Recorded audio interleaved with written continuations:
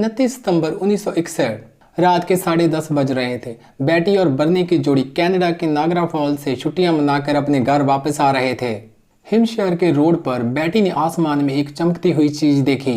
तो बैटी क्या करती है कि हैरान होकर अपनी दूरबीन निकालती है और आसमान में देखना स्टार्ट कर देती है उस चमकती हुई चीज को। वो जो यूएफओ होता है वो क्या करता है कि कभी ऊपर जाता है, कभी नीचे आ जाता है, फिर अचानक ही वो इनकी कार के आगे आकर खड़ा हो जाता है। बर्नी और बैटी क्या करते हैं कि वो अपनी कार से बाहर निकलते हैं। फिर उन्हें कुछ इंसानों जैसे जीव दिखाई देते हैं जो अपनी खिड़की से बाहर देख रहे थे। बर्नी के अनुसार ये जो एलियंस थे उन्होंने काले कपड़े पहने हुए थे और सर पर हैट लगाई हुई थी। फिर क्या होता है कि वो जो यूएफओ होता है उसमें से अचानक एक रोशनी निकलती है। ये दोनों डर जाते हैं और अपनी कार की तरफ भागते हैं। और जब ये कार को तेज चलाकर वहां से दूर भागने की कोशिश कर रहे होते हैं तो वहां पर मधुमक्खियों की आवाज सुनाई देती है बर्नी के अकॉर्डिंग। और फिर जो होता है उसका अंदाजा भी नहीं लगाया जा सकता और आप सुनकर हैरान रह जाओगे।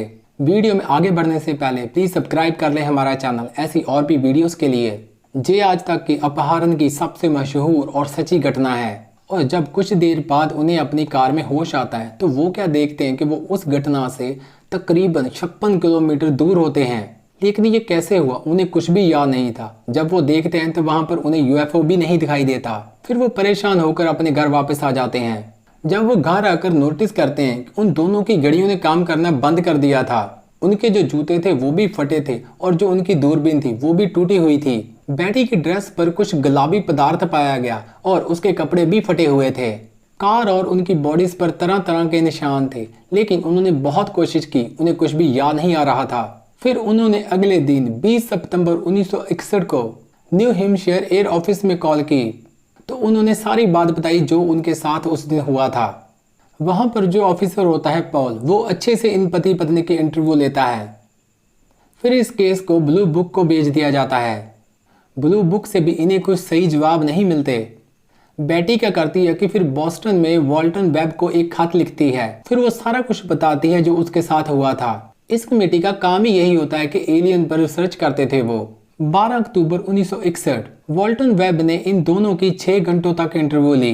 इन दोनों को जितना भी याद था ये सब कुछ उसे बताते हैं। तो वॉल्टन वेब का ये कहना था कि ये पति पत्नी दोनों जो भी कह रहे हैं वो सच है। 25 नवंबर 1961 फिर नैप के कुछ मेंबर बर्नी और बैटी के पास आते हैं। वो इनसे जो मिसिंग आवर थे उनके बारे में पूछते थे, क्योंकि इन दोनों का गाड़ी का सफर सिर्फ 4 घंटों का था और इनको टोटल लगे थे 7 घंटे। तो फिर वो 3 घंटे कहाँ गए। फिर इनको हिप्नोटाइज के बारे में बोला गया ताकि जो 3 मिसिंग आवर्स थे उसके बारे में पता किया जाए। बेंजामिन साइमन उस समय हिप्नोटाइज के काफी अच्छे जानकार थे। जनवरी 1964 से लेकर जून 1964 तक बर्नी और बैटी को हिप्नोटाइज करके इस घटना के बारे में पूछा गया, जिसमें कि ऐसे खुलासे हुए जिस पर यकीन नहीं किया जा सकता। इन दोनों को अलग अलग हिप्नोटाइज किया गया था। वो इसलिए कि हिप्नोटाइज के टाइम ये एक दूसरे को सुन ना पाए।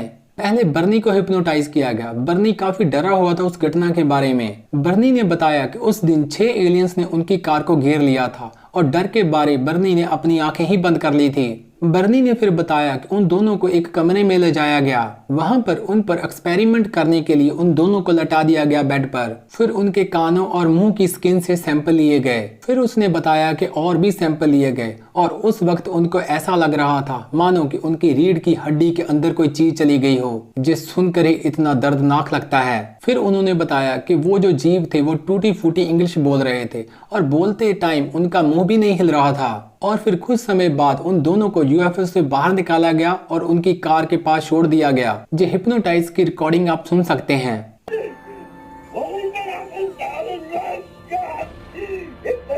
और फिर साइमन ने बैटी हिल को हिप्नोटाइज किया। बैटी ने बताया कि जब उसको होश आया तो 2 अजीब दिखने वाले जीवों ने उसको पकड़ा हुआ था। बर्नी उनके पीछे ही था, लेकिन ऐसा लग रहा था कि वो नींद में चल रहे हो। फिर वो जीव क्या करते हैं कि जंगल से होकर यूएफओ में ले जाते हैं उन दोनों को। बैटी ने बताया कि वो जो एलियंस थे वो कुछ इंसानों जैसे ही लग रहे थे। उनकी हाइट 5 फुट से लेकर 5 फुट 4 इंच तक होगी। उन्होंने ब्लू ब्लैक यूनिफॉर्म पहनी हुई थी और सर पर हैट लगाई हुई थी।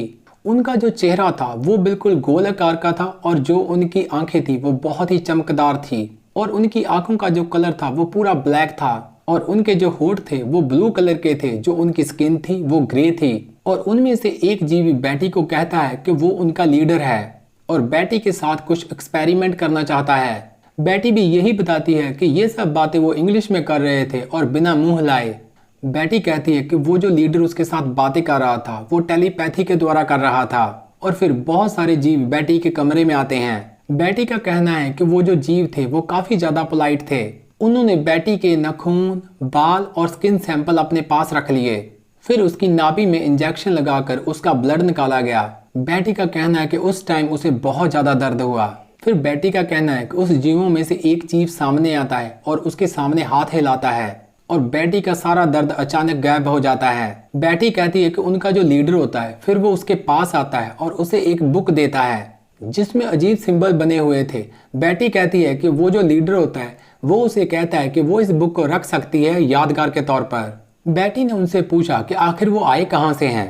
बेटी के कहने पर लीडर ने एक तारे का 3D मैप दिखाया। उसमें बहुत सारे तारे दिखाई दे रहे थे। फिर बेटी को कमरे से बाहर ले जाया गया।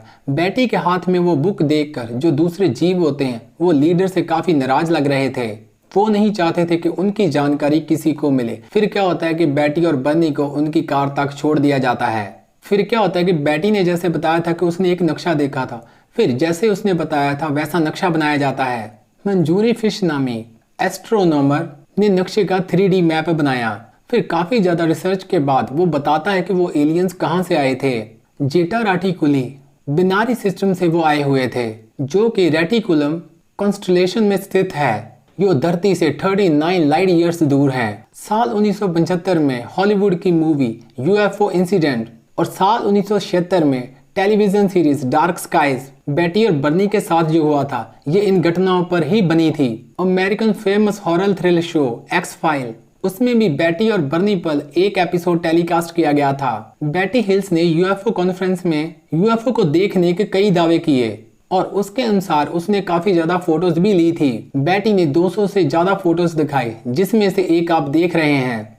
क्या लगता है आपको, क्या ये पति पत्नी दोनों सच बोल रहे थे या फिर इन दोनों ने इतनी गहराई में प्लानिंग की थी कि इतने लोगों को चकमा देकर रखा अभी तक? क्या सच में एलियंस होते हैं? इन सवालों का अभी तक कोई भी जवाब नहीं मिल पाया। तो कैसी लगी आपको यह हमारी वीडियो? ऐसी और भी वीडियोस के लिए प्लीज सब्सक्राइब करें हमारा चैनल। Thanks for watching. मिलते हैं नेक्स्ट वीडियो में।